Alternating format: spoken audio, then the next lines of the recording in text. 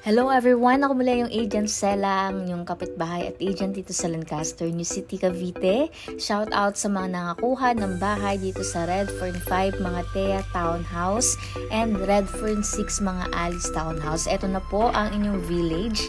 Ayan, gawa na po yung mga bandang likod. Itong mga bandang harap na lang po yung ongoing. And yung pinaka-target date ng tapos nito, as pro friends, is June.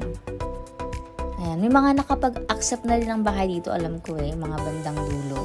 And eto naman guys, yung Redfern 7, mga Alice and Thea. And yung nakikita nyo na mga gawa na, mga ongoing dun sa likod, Redfern 10 po yun. Try nating ikutan. Yan sa mga interested kumuha ng Alice Townhouse, Thea Townhouse.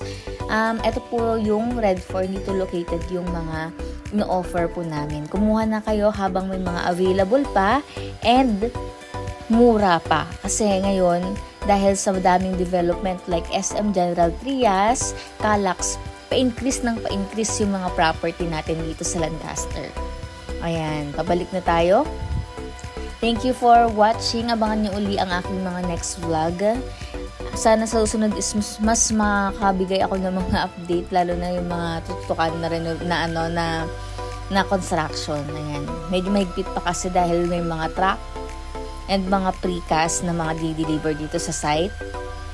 Ayan. And yung nasa left side natin, dun naman tatayo yung clubhouse, swimming pool, transport hub, school. Diba? Nakaka-excite. Ayan, sa mga gusto pong magpa-tripping, mag-enquire, masendan ko ng mga computation, message nyo lang po ako, Agent Sela. Ayan, ito na sa baba yung aking information.